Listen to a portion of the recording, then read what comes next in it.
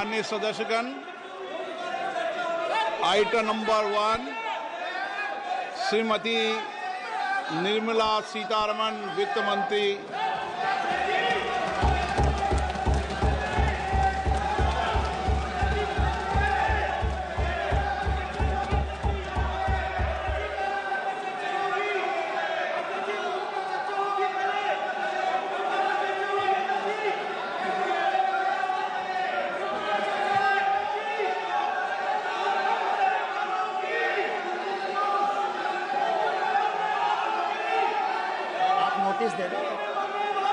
सदस्यगण, budget के बाद राज्यपाल अभिभाषण में आपको पर्याप्त अवसर दूंगा।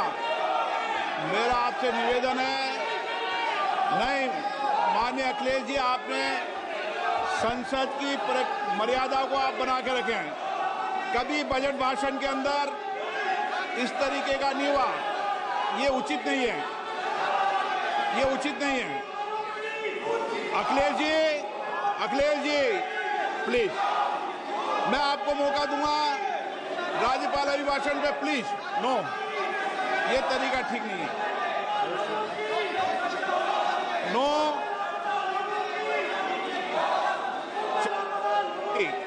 राज्यपाल अभिभाषण पे चर्चा होगी। नो तरीका। Honorable Speaker, I present the budget for 25-26. This budget continues our government's efforts to A. Accelerate growth, B. Secure inclusive development, C.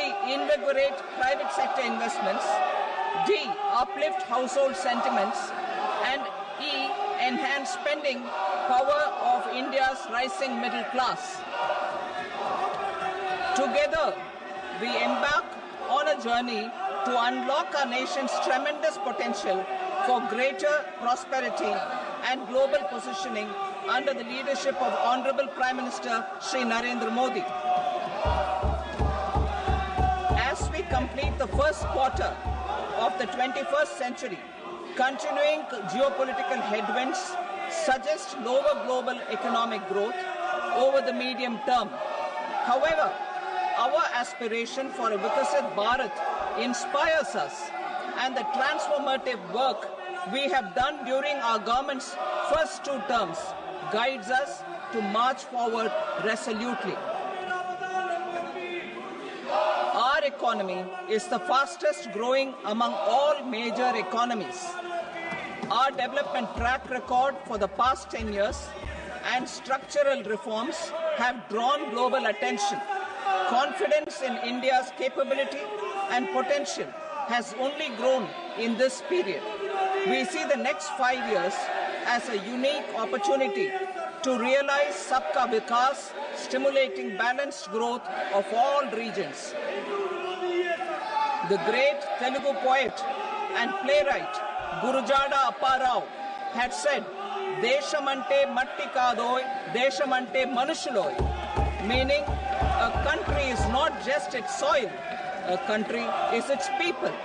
In line with this, for us, Vikasit Bharat encompasses zero poverty, 100% quality good school education, access to high quality, affordable and comprehensive health care, 100% skilled labor with meaningful employment, 70% women in economic activities, and farmers making our country the food basket of the world.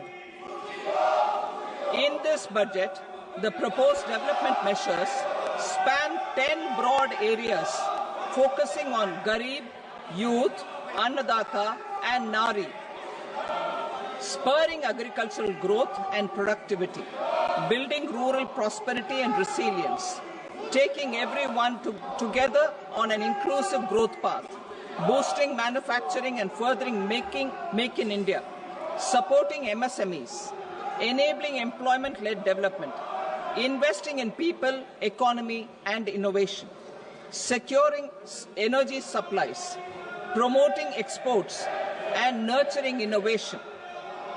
For this journey of development, our 4 powerful engines are agriculture, MSME, investments and exports. The fuel, our reforms, our guiding spirit, inclusivity, and the destination, Vikasit Bharat. This budget aims to initiate transformative reforms across 6 domains. During the first 5 years, these will augment our growth potential and global competitiveness. The domains are taxation, power sector, urban development, mining, financial sector, and regulatory reforms. Agriculture as the first engine. Now I move to specific proposals, beginning with agriculture as the first engine.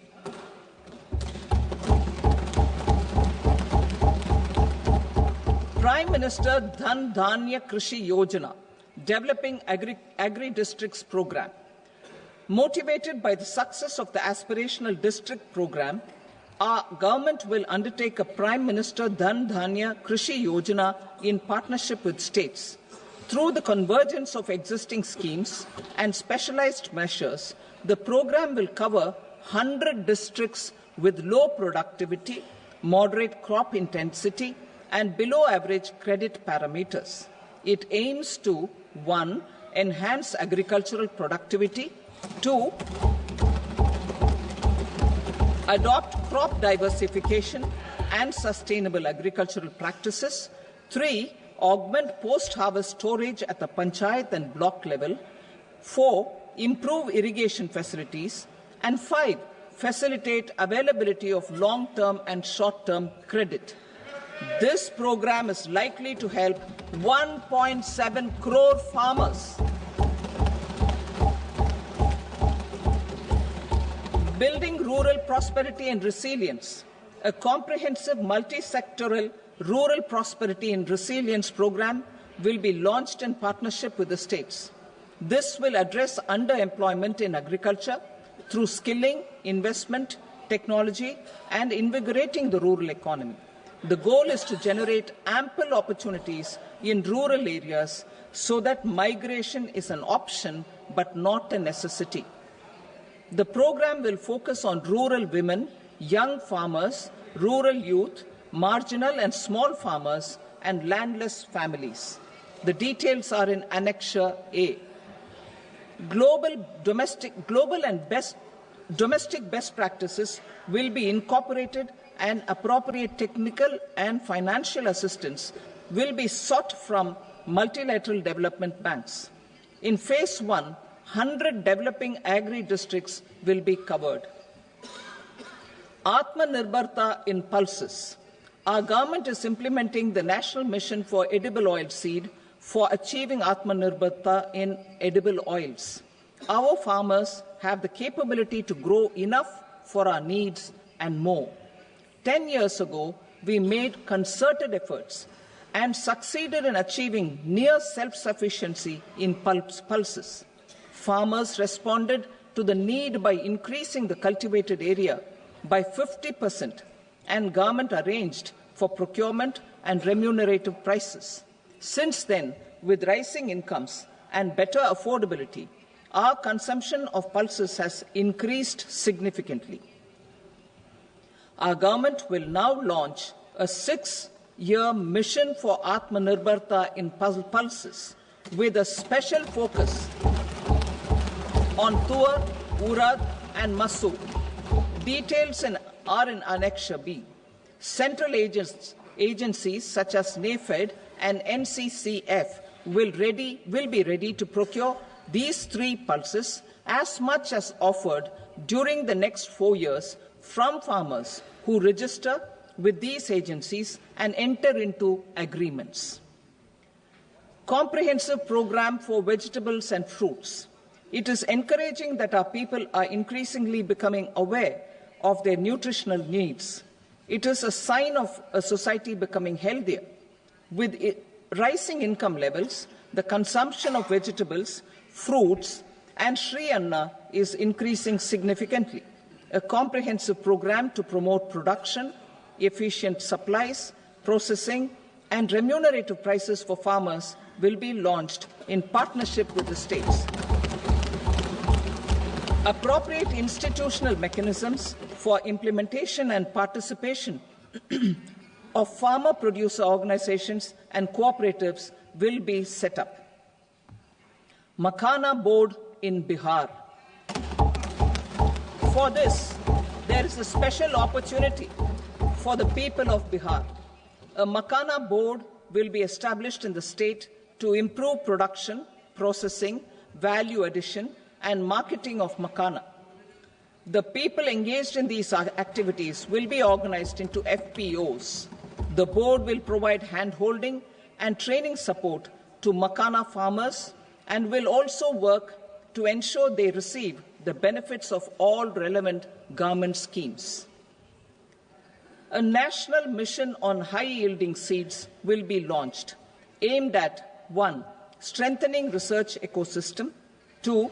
Targeted development and propagation of seeds with high yield, pest resistance, and climate resilience, and 3. Commercial availability of more than 100 seed varieties released since July 2024.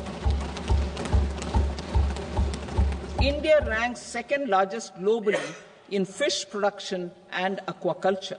Seafood exports are valued at 60,000 crore rupees. To unlock the untapped potential of the marine sector, our government will bring in an enabling framework for sustainable harnessing of fisheries from Indian exclusive economic zone and high seas, with a special focus on the Andaman and Nicobar and Lakshadweep Islands. For the benefit of lakhs of cotton growing farmers, I am pleased to announce a mission for cotton productivity. This 5-year mission will facilitate significant improvements in productivity and sustainability of cotton farming and promote extra long staple cotton varieties. The best of science and technology support will be provided to farmers.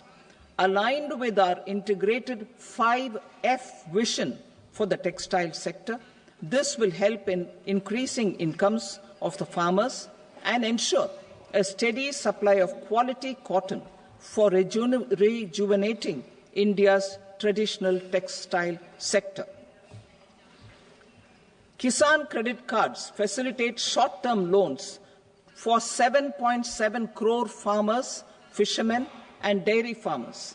The loan limit under modified interest subvention scheme will be enhanced from 3 lakh rupees to 5 lakh rupees for loans taken through the KCC.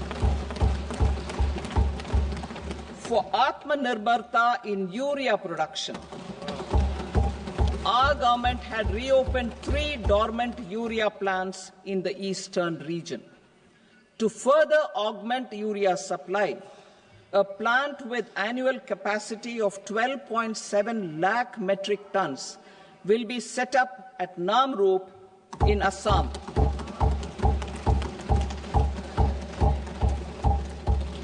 India Post, with 1.5 lakh rural post offices, complemented by the India Post Payment Bank and a vast network of 2.4 lakh Dak Sevaks, will be repositioned to act as a catalyst for the rural economy. Details are at Annexure C. India Post will also be transformed as a large public logistics organization.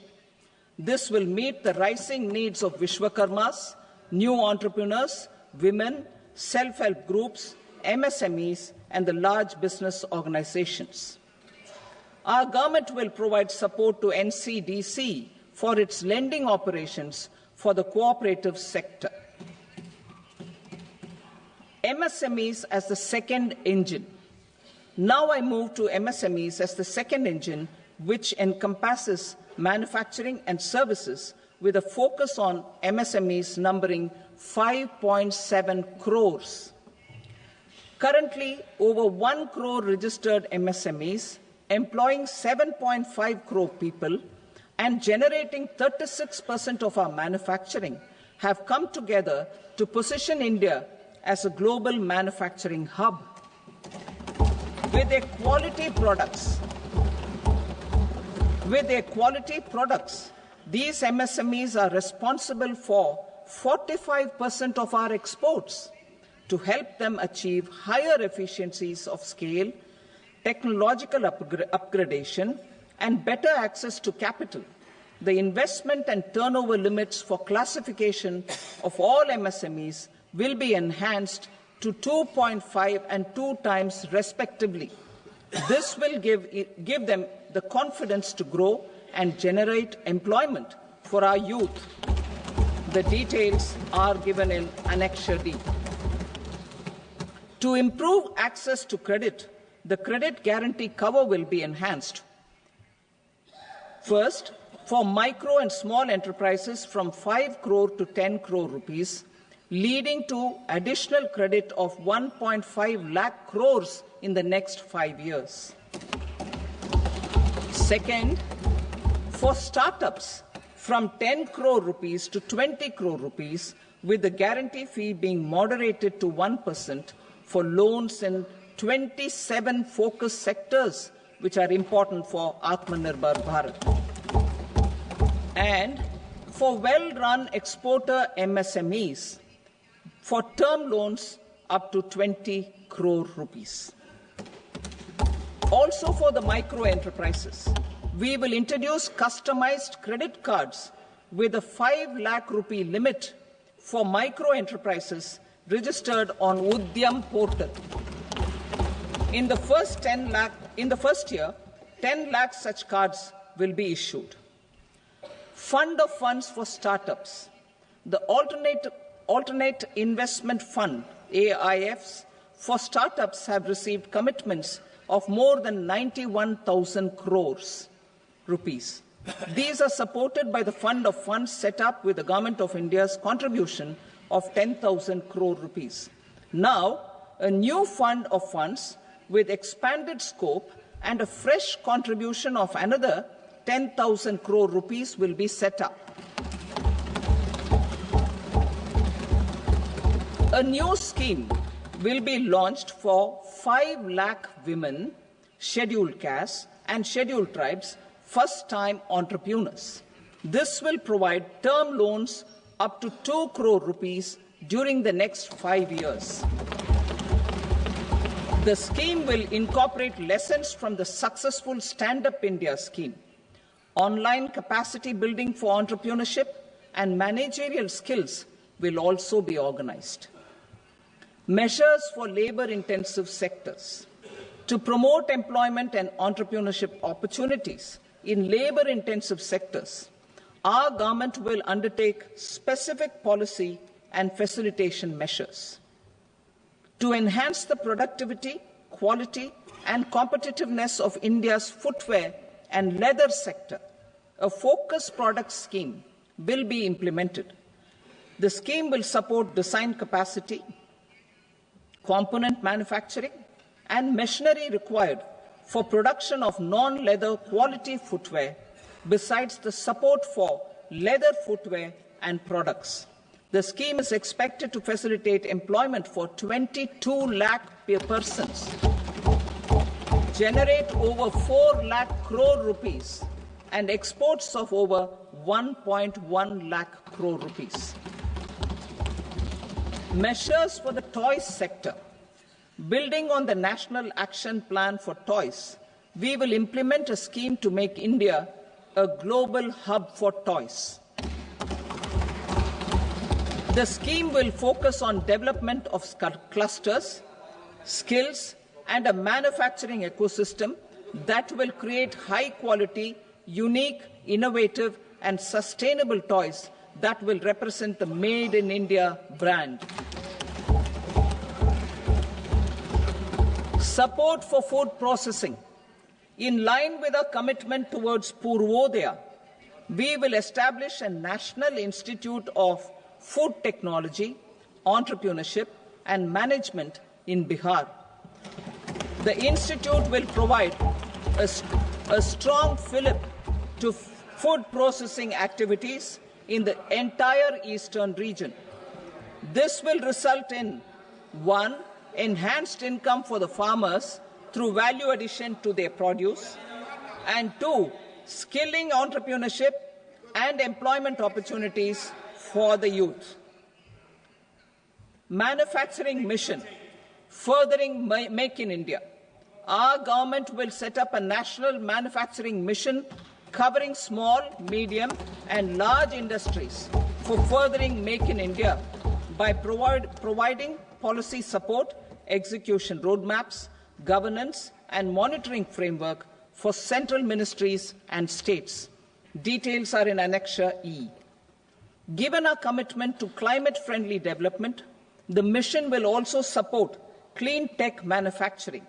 This will aim to improve domestic value addition and build our ecosystem for solar PV cells, EV batteries, motors, and wind turbines, very high voltage transmission equipment, and grid-scale batteries. Investment as the third engine. Now I move to investment as the third engine, which encompasses investing in people, investing in the economy, and investing in innovation. Investing in people. Saksham Anganwadi and Poshan 2.0. Saksham Anganwadi and Poshan 2.0 program provides nutritional support to more than 8 crore children, 1 crore pregnant women and lactating mothers all over the country, and about 20 lakh adolescent girls in aspirational districts and the Northeast region. The cost norms for these nutritional support will be enhanced appropriately. Atal Tinkering Labs. 50,000 Atal Tinkering Labs will be set up in government schools in the next 5 years to cultivate the spirit of curiosity and innovation and foster a scientific temper among young minds. Broadband connectivity to government secondary schools and PHCs. Broadband connectivity will be provided to all government secondary schools and primary health centers in rural areas under the BharatNet project. Bharatiya Bhasha Pustak Scheme.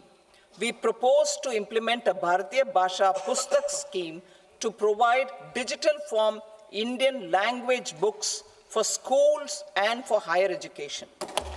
This aims to help students understand their subjects better and in their language. National Centers of Excellence for Skilling. Building on the initiative announced in the July 24 budget, 5 national centers of excellence for skilling will be set up with global expertise and partnerships to equip our youth with the skills required for Make for India, Make for the World manufacturing. The partnership will cover curriculum design, training of trainers, and a skills certification framework and periodic reviews. Expansion of capacity in IITs. Total number of students in 23 IITs has increased 100% from 65,000 to 1.35 lakh in the past 10 years.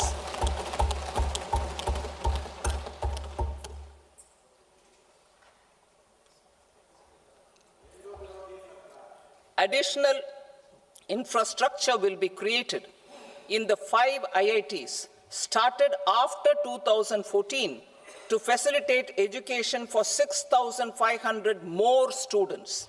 Hostel and other infrastructure capacity at IIT Patna will also be expanded.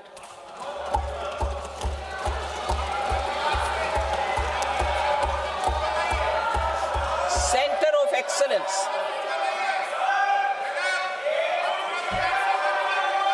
Center of Excellence in AI for Education. I had announced 3 centers of excellence in artificial intelligence for agriculture, health, and sustainable cities in 2023. Now a center of excellence in artificial intelligence for education will be set up with a total outlay of 500 crores.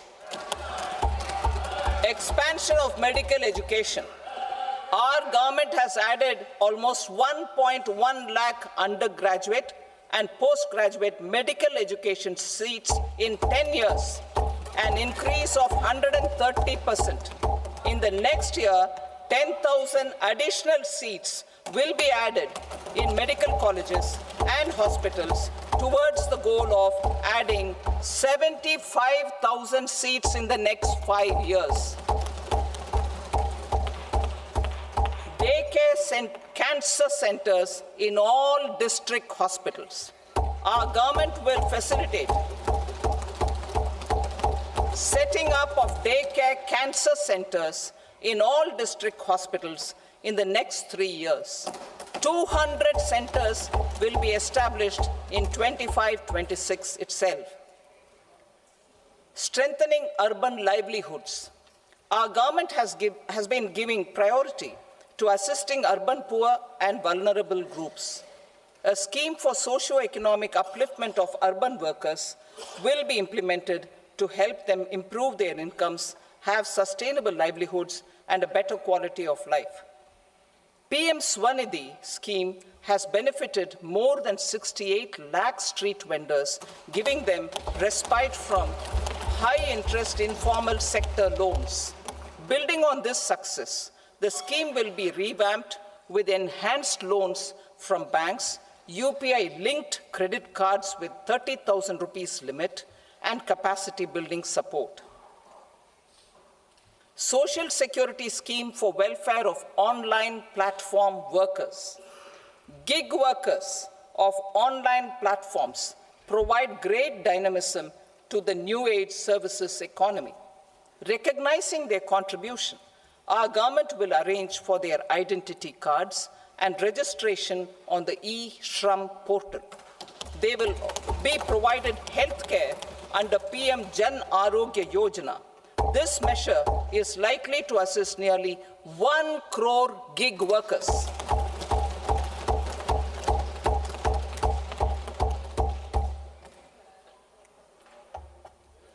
Investing in the economy. Public-private partnership in infrastructure.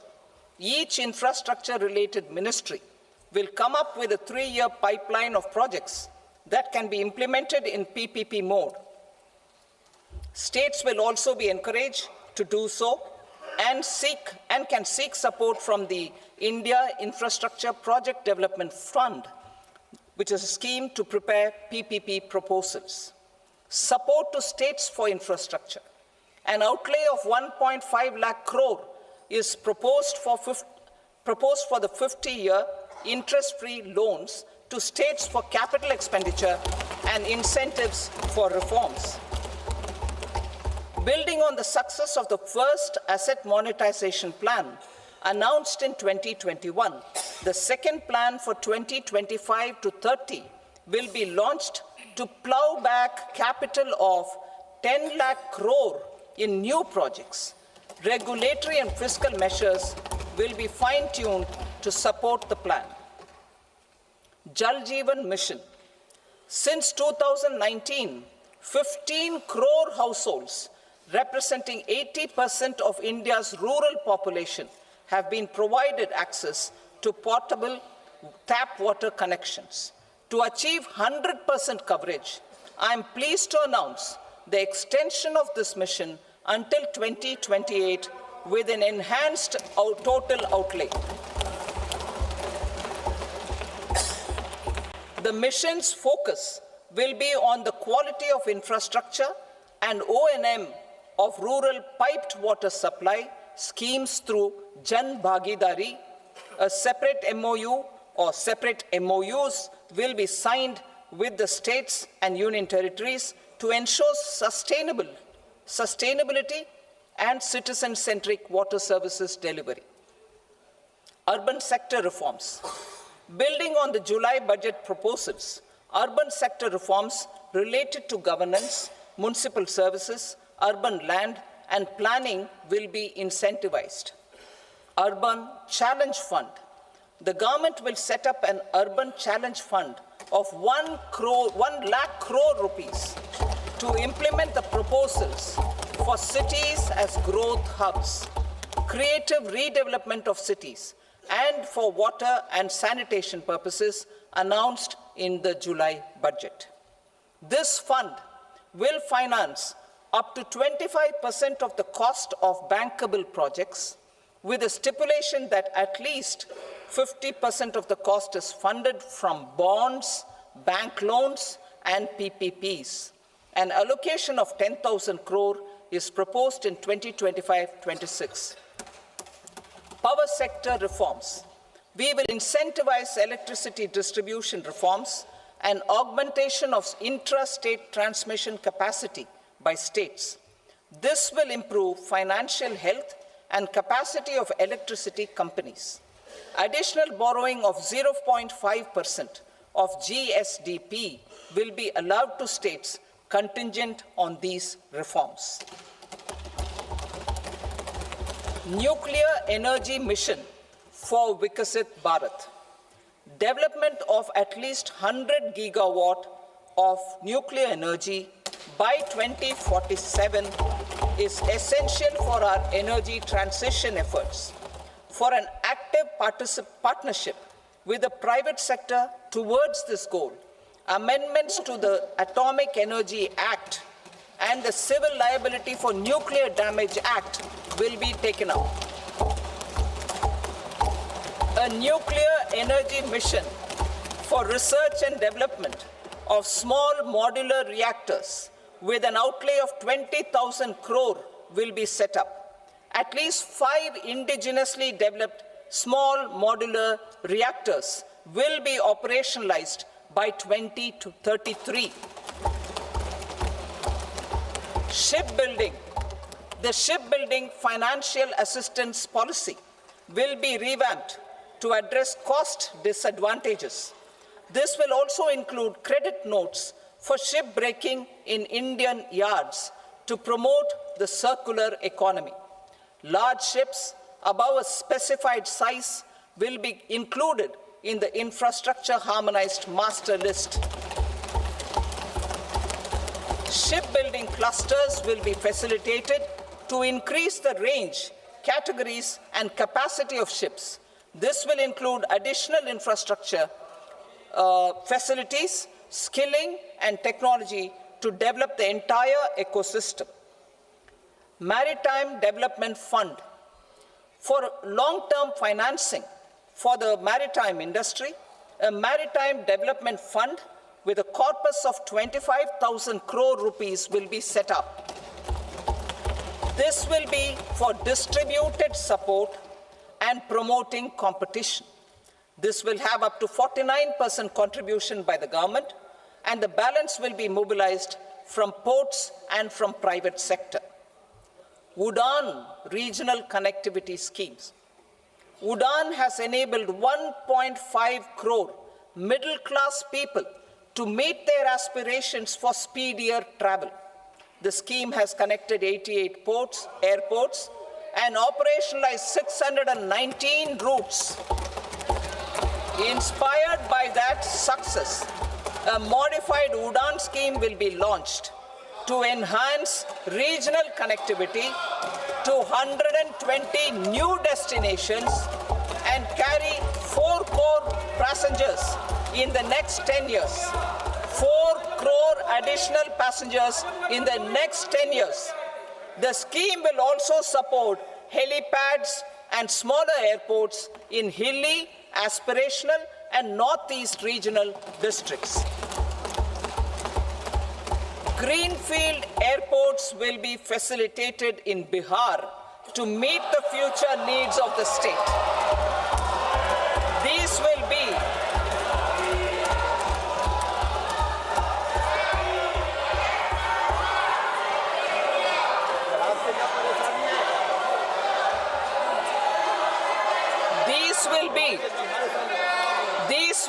in addition to the expansion of the capacity of Patna Airport and a brownfield airport in Beta.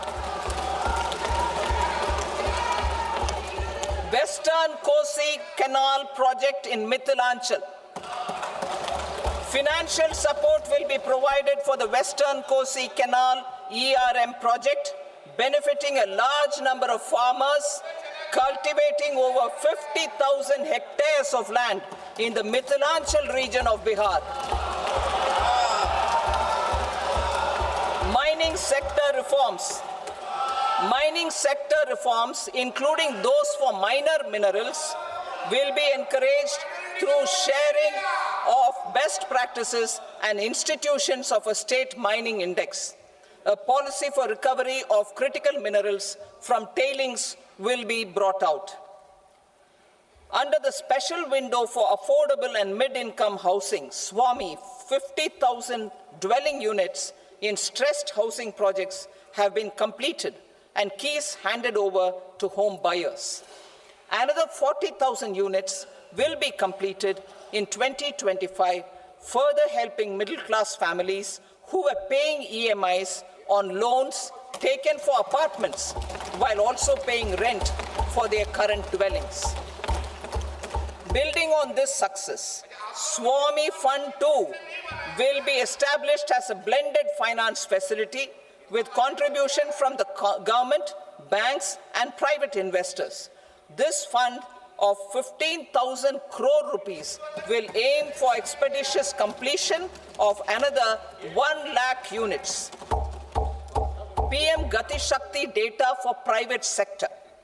For furthering PPPs and assisting the private sector in project planning, access to relevant data and maps from the PM Gati Shakti portal will be provided. Tourism for employment-led growth. Top 50 tourist destination sites in the country will be developed in partnership with states through a challenge mode. Land for building key infrastructure will have to be provided by the states. Hotels in these destinations will be included in the infrastructure harmonized list. The following measures will be taken for facilitating employment-led growth. Organizing intensive skill development programs for our youth, including in institutes of hospitality management. Providing mudra loans for homestays. Improving ease of travel and connectivity to tourist destinations, providing performance-linked incentives to states for effective destination management, including tourist amenities, cleanliness, and marketing efforts, and introducing streamlined e-visa facilities along with visa fee waivers for certain tourist groups. Continuing with the emphasis on places of spiritual and religious significance, in the July budget, there will be a special focus on destinations related to the life and times of Lord Buddha.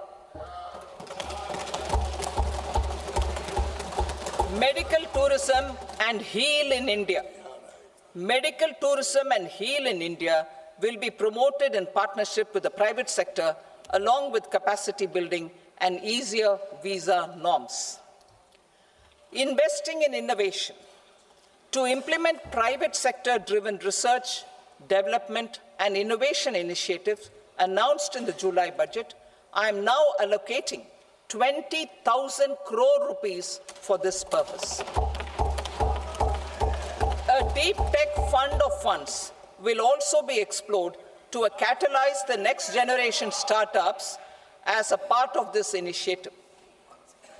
In the next 5 years, under the PM Research Fellowship Scheme, we will provide 10,000 fellowships for technological research in IITs and IISc with enhanced financial support. The second gene bank with 10 lakh germplasm lines will be set up for future food and nutritional security. This will provide conservation support to both public and private sectors for genetic resources. We will start a national geospatial mission to develop foundational geospatial infrastructure and data. Using PM Gati Shakti, this mission will facilitate modernization of land records, urban planning, and design of infrastructure projects. A Gyan Bharatam mission for survey, documentation, and conservation of our manuscript heritage with academic institutions, museums, libraries, and private collectors will be undertaken to cover more than 1 crore manuscripts. We will set up a national digital repository of Indian knowledge systems for knowledge sharing. Now I move to exports as the fourth engine. We will set up an export promotion mission with sectoral and ministerial targets driven jointly by the Ministries of Commerce, MSME, and Finance. It will facilitate easy access to export credit, cross-border factoring support, support to MSMEs to tackle non-tariff measures in overseas markets. A digital public infrastructure, Bharat Trade Net, for international trade will be set up as a unified platform for trade documentation and financing solutions. This will complement the Unified Logistics Interface platform. The BTN will be aligned with international practices. Support will be provided to develop domestic manufacturing capacities for our economy's integration with global supply chains. Sectors will be identified based on objective criteria. Facilitation groups with participation of senior officers and industry representatives will be formed for select products and supply chains. Through this, there are huge opportunities related to Industry 4.0, which needs high skills and talent. Our youth have both. Our government will support the domestic electronic equipment industry to leverage this opportunity for the benefit of our youth. A national framework will be formulated as guidance to states for promoting global capability centers in emerging Tier 2 cities.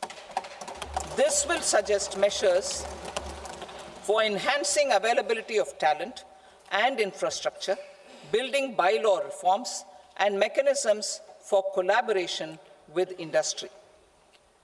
Our government will facilitate upgradation of infrastructure and warehousing for air cargo, including high-value perishable horticultural produce. Cargo screening and customs protocol will be streamlined and made user-friendly. Reforms as the fuel. Over the past 10 years, our government has implemented several reforms for convenience of taxpayers, such as faceless assessment, 2, taxpayer charter, 3, faster returns, 4, almost 99% returns being on self-assessment, and 5, Vivad Se Vishwas scheme.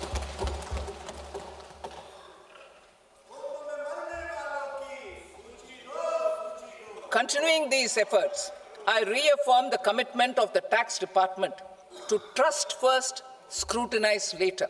I also propose to introduce the new income tax bill next week. I will detail the indirect tax reforms and changes in direct taxes in Part B. Financial sector reforms. The FDI limit for the insurance sector will be raised from 74 to 100%. This enhanced limit will be available for those companies which invest the entire premium in India. The current guardrails and conditionalities associated with foreign investment will be reviewed and simplified. The services of India Post Payment Bank will be deepened and expanded in rural areas. NABFID will set up a partial credit enhancement facility for corporate bonds for infrastructure.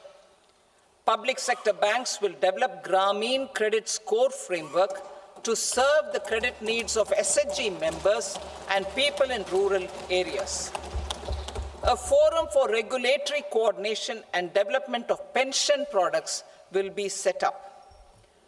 To implement the earlier announcement on simplifying the KYC processes, the revamped Central KYC Registry will be rolled out in 2025. We will also implement a streamlined system for periodic updating. Requirements and procedures for speedy approval of company mergers will be rationalized. The scope for fast-track mergers will also be widened and the process made simpler. As proposed in the interim budget, we signed bilateral investment treaties with 2 countries in 2024 to encourage sustained foreign investment, and in the spirit of First Develop India, the current model BIT will be revamped and made more investor-friendly. In the last 10 years, in several aspects, including financial and non-financial, our government has demonstrated a steadfast commitment to ease of doing business. We are determined to ensure that our regulations must keep up with technological innovations and global policy developments. A light-touch regulatory framework based on principles and trust will unleash productivity and employment. Through this framework, we will update regulations that were made under old laws. To develop this modern, flexible, people-friendly, and trust-based regulatory framework appropriate for the 21st century, I propose 4 specific measures. A high-level committee for regulatory reforms will be set up for a review of all non-financial sector regulations, certifications, licenses, and permissions. The committee will be expected to make recommendations within a year. The objective is to strengthen trust-based economic governance and take transformational measures to enhance ease of doing business, especially in matters of inspection and compliances. States will be encouraged to join in this endeavor. An investment friendliness index of states will be launched in 2025 to further the spirit of competitive, cooperative federalism. Under the Financial Stability and Development Council, a mechanism will be set up to evaluate impact of the current financial regulations and subsidiary instructions. It will also formulate a framework to enhance their responsiveness and development of the financial sector. In the Jan Vishwas Act 2023, more than 180 legal provisions were decriminalized. Our government will now bring up the Jan Vishwas Bill 2.0 to decriminalize more than 100 provisions in various laws. I now move to fiscal policy. In the July budget, I had committed to staying the course for fiscal consolidation. Our endeavor will be to keep the fiscal deficit each year such that central government debt remains on a declining path as a percentage of the GDP. The roadmap for the next 6 years has been detailed in the FRBM statement. Revised estimates for 2024-25. The revised estimate of the total receipts other than borrowings is 31.47 lakh crore rupees, of which the net tax receipts are 25.57 lakh crore rupees. The revised estimate of the total expenditure is 47.16 lakh crore rupees, of which the capital expenditure is about 10.18 lakh crore rupees. The revised estimate of the fiscal deficit is 4.8% of the GDP. Budget estimates for 25-26. Coming to 25-26, the total receipts other than borrowings and total expenditure are estimated at 34.96 lakh crore rupees and 50.65 lakh crore rupees respectively. The net tax receipts are estimated at 8.37 lakh crore rupees. The fiscal deficit is estimated to be 4.4% of GDP. To finance the fiscal deficit, the net market borrowings from dated securities are estimated at 11.54 lakh crore. The balance financing is expected to come from small savings and other sources. The gross market borrowings are estimated at 14.82 lakh crore rupees. I will now move to Part B.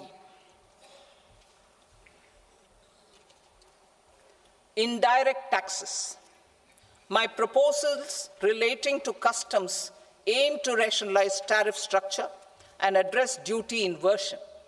These will also support domestic manufacturing and value addition, promote exports, facilitate trade, and provide relief to common people. Rationalization of customs tariff structure for industrial goods. As a part of comprehensive review of customs rate structure announced in July 2024 budget, I propose to 1. Remove 7 tariff rates. This is over and above the 7 tariff rates removed in 23-24 budget. After this, there will be only 8 remaining tariff rates, including 0 rate. 2. Apply appropriate cess to broadly maintain effective duty incidence, except on a few items where such incidence will reduce marginally. 3. Levy not more than 1 cess or surcharge. Therefore, I propose to exempt social welfare surcharge on 82 tariff lines that are subject to a cess. I shall now take up sector-specific proposals. To provide relief to patients, particularly those suffering from cancer, rare diseases, and other severe chronic diseases, I propose to add 36 life-saving drugs and medicines to the list of medicines fully exempted from basic custom duty.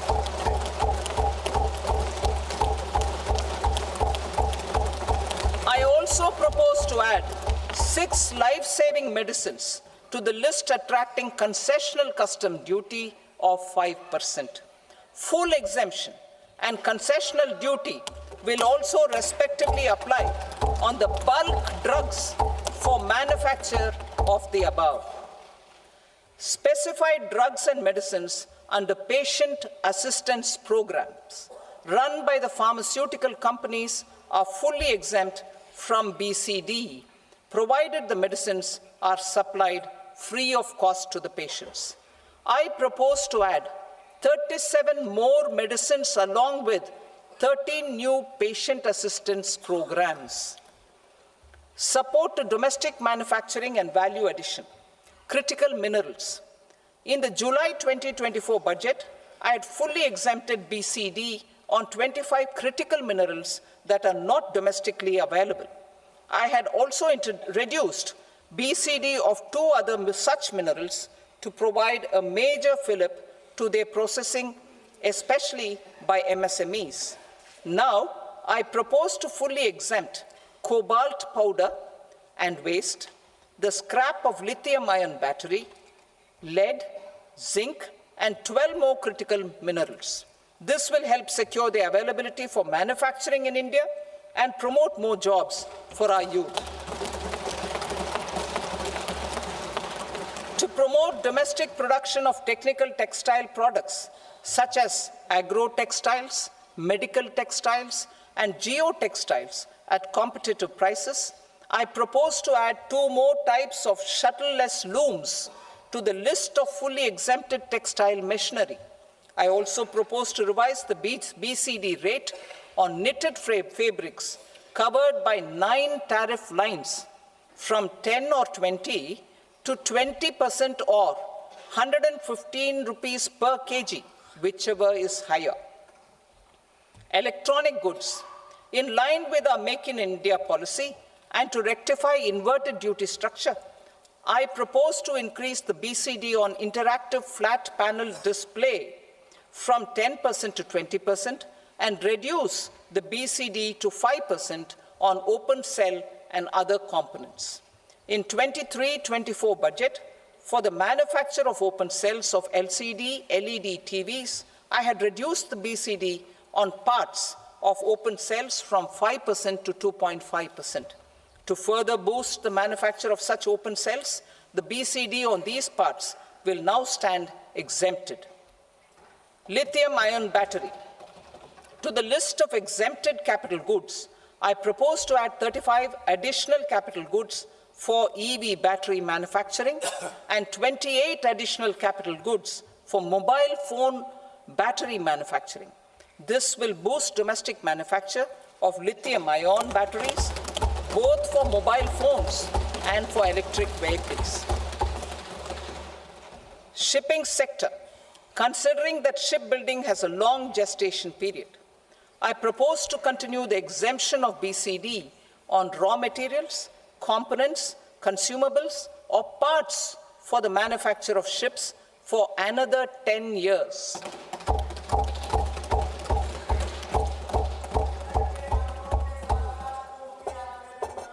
I also propose the same dispensation for shipbreaking to make it more competitive. Telecommunication.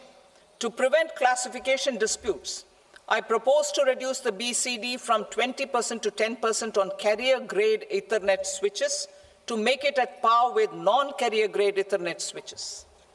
Export promotion.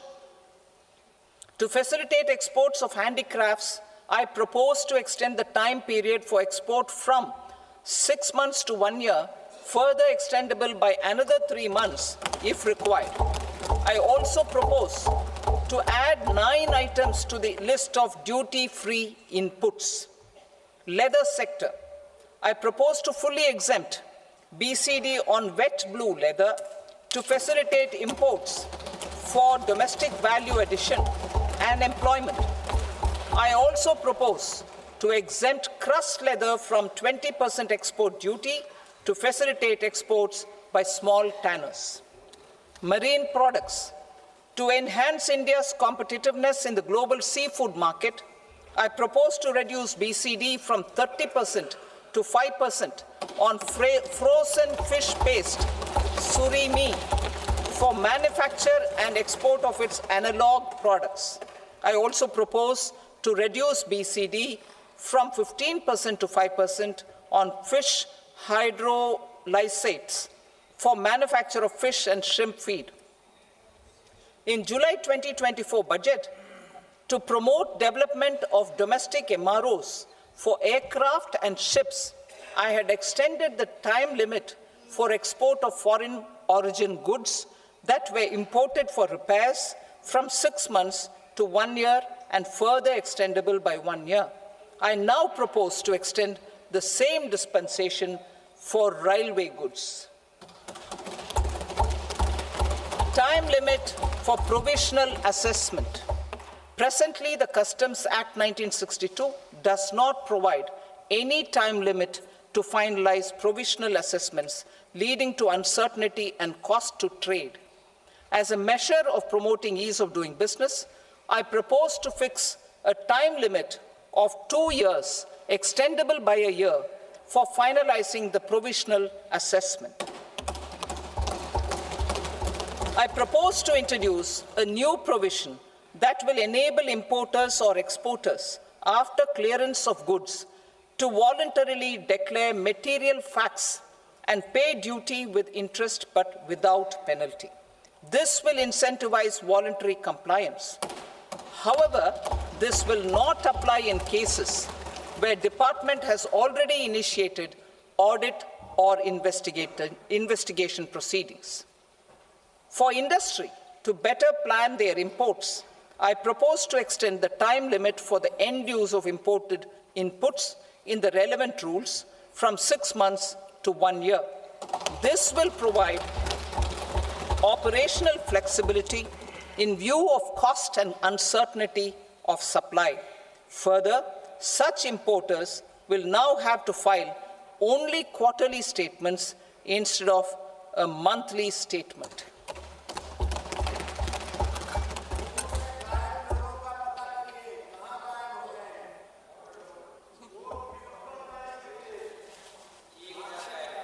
I now come to my direct tax proposals.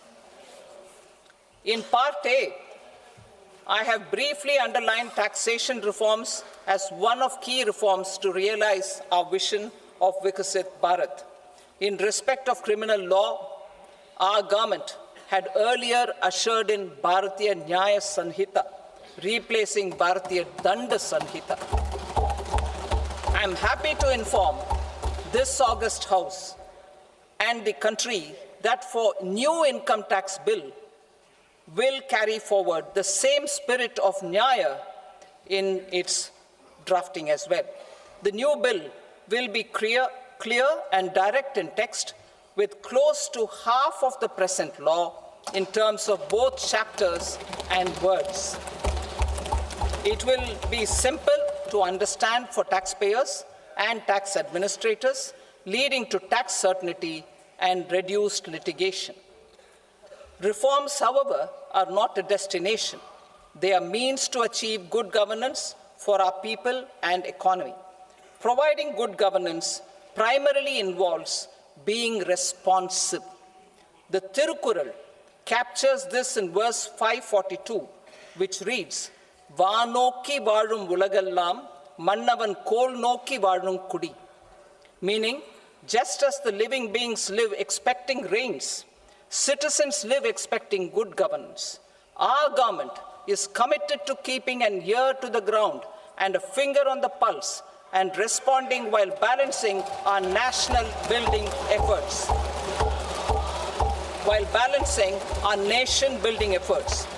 The following measures will detail just how our government will, under the guidance of PM Modi, has taken steps to understand and address.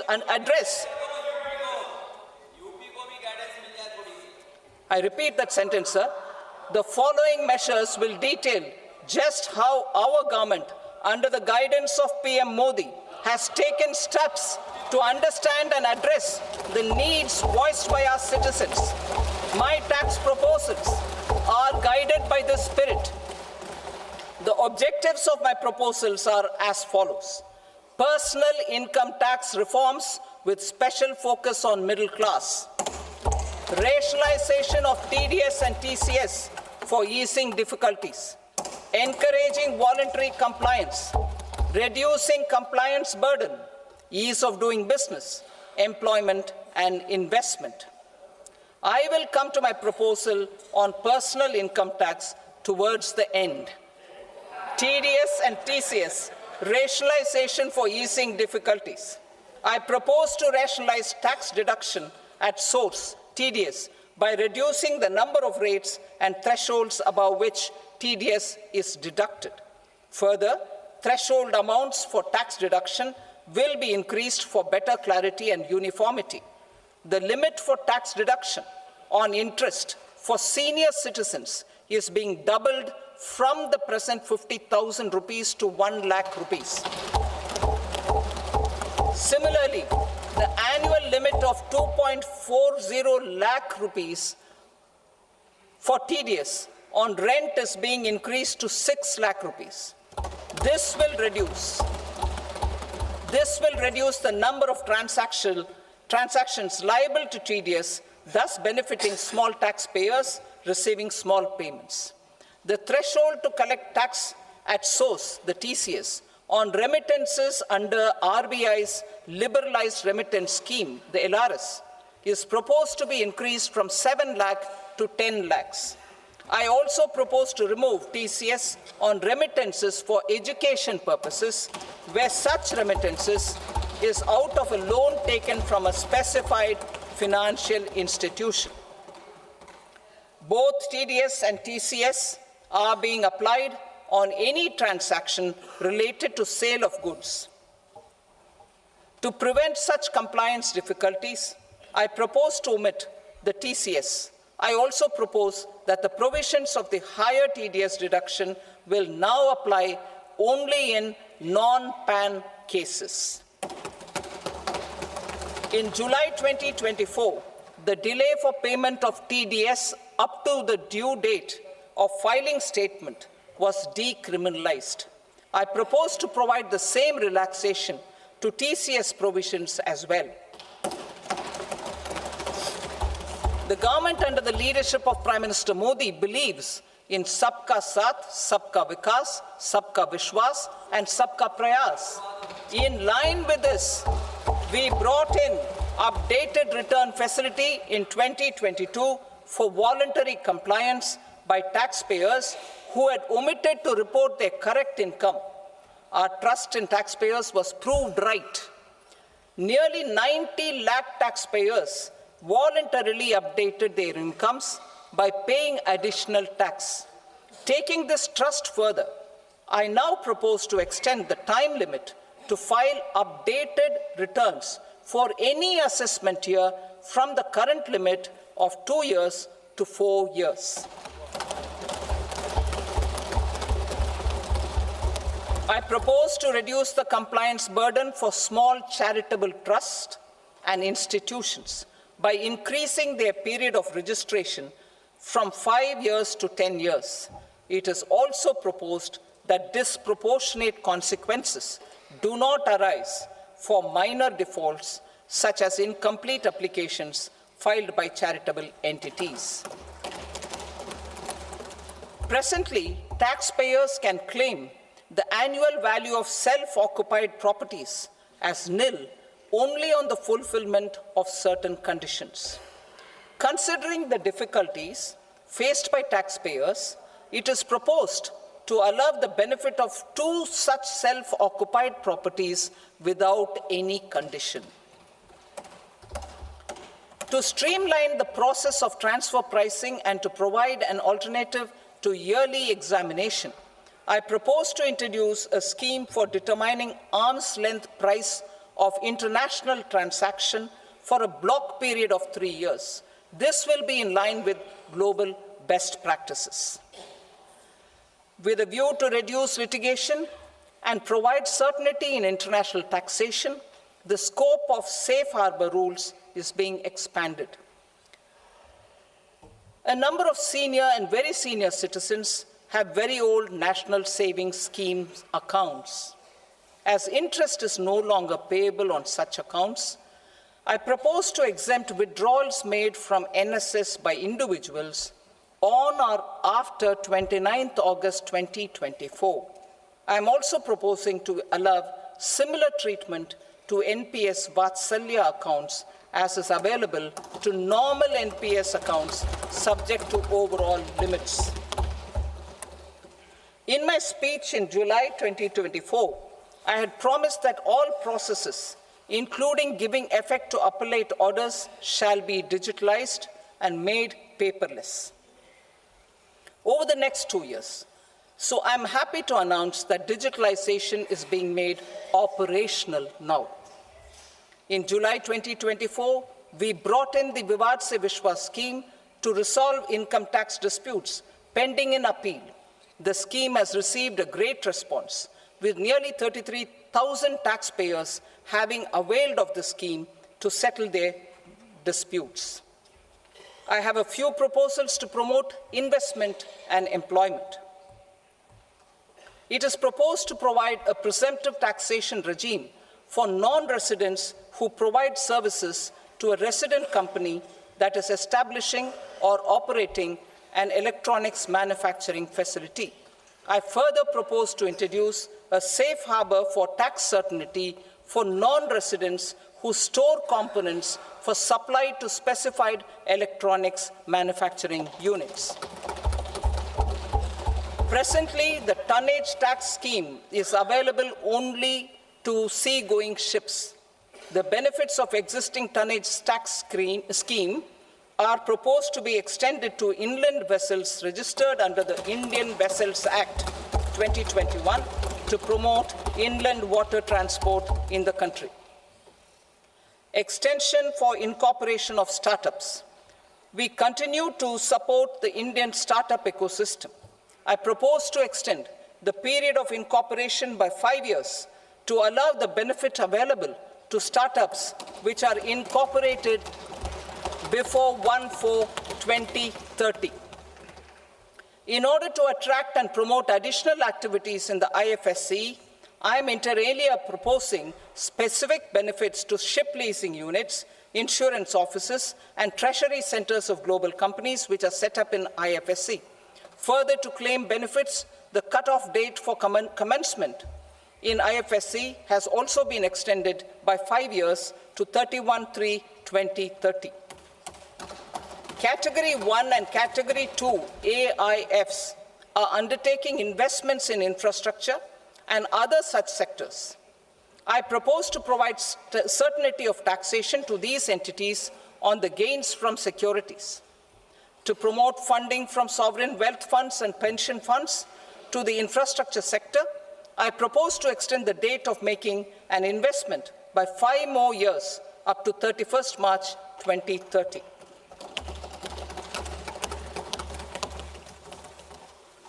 Personal income tax reforms with special focus on middle class. Democracy, demography, and demand are the key support pillars in our journey towards Vikasit Bharat. The middle class provides strength for India's growth. This government, under the leadership of Prime Minister Modi, has always believed in the admirable energy and ability of the middle class in nation building. In recognition of their contribution,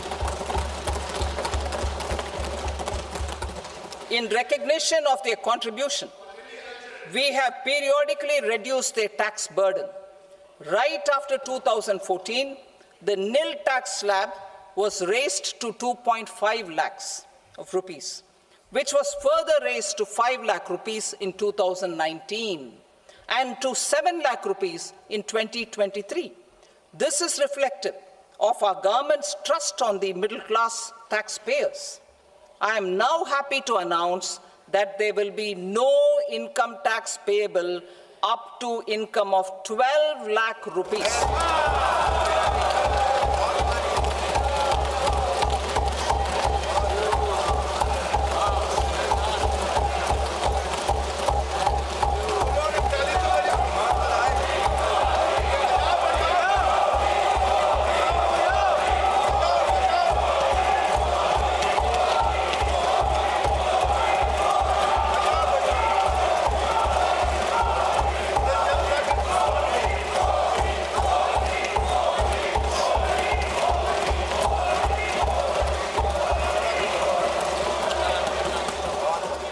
So, average income of 1 lakh per month, other than the special rate income such as capital gains, under the new regime. This limit will be 12.75 lakh for salaried taxpayers due to the standard deduction of 75,000. Slabs and rates are being changed across the board to benefit all taxpayers. The new structure will substantially reduce the taxes of the middle class and leave more money in their hands, boosting household consumption, savings, and investment. In the new tax regime, I propose to revise tax rate structures as follows: 0 to 4 lakh rupees nil, 4.8 lakh rupees to 4 to 8 lakh rupees 5%, 8 to 12 lakh rupees 10%, 12 to 16 lakh rupees 15%, 16 to 20 lakh rupees 20%, 20 to 24 lakh rupees 25%, and above 24 lakh rupees 30%. To taxpayers up to 12 lakh of normal income, other than special rate income such as capital gains. I read that again. To taxpayers up to 12 lakh of income, other than special rate income such as capital gains, tax rebate is being provided in addition to the benefit due to slab rate reduction in such a manner that there is no tax payable by them. The total tax benefit of slab rate changes and rebate at different income levels can be illustrated with a few examples. A taxpayer in the new regime with an income of 12 lakh rupees will get a benefit of 80,000 rupees in tax, which is 100% of tax payable as per the existing rates. A person having income A person having income of 18 lakh rupees will get a benefit of 70,000 rupees in tax. That is 30% of tax payable as per existing rates. A person with an income of 25 lakh gets a benefit of 1,10,000 rupees, that is 25% of his tax payable as per existing rates. Details of my tax proposals are given in the annexure. As a result of these proposals, Honorable Speaker, sir, revenue of about 1 lakh crore in direct taxes and 2,600 crores in indirect taxes will be foregone. Mr. Speaker, sir, with this, I commend the budget to this august House.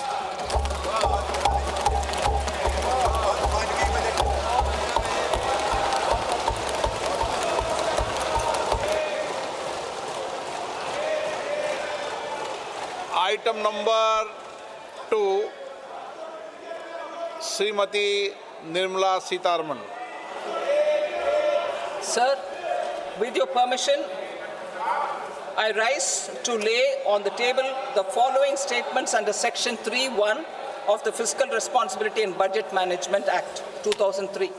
Medium-term fiscal policy cum fiscal policy strategy statement and macroeconomic framework statement. Item number 3, Srimati Nirmala Sitharaman. Sir, with your permission, I rise to move for leave to introduce the Finance Bill 2025. प्रश्न ये है कि विधेयक को पुनर्स्थापित करने की अनुमति प्रदान की जाए। जो सदस्य इसके पक्ष में हाँ गए, जो सदस्य विरोध में ना गए, मेरे विचार में निर्णय हाँ वालों के पक्ष में हुआ, हाँ वालों के पक्ष में अनुमति प्रदान की जाती है। माननीय मंत्री जी, विधेयक को पुनर्स्थापित करें। Sir, I introduce the bill. Thank you.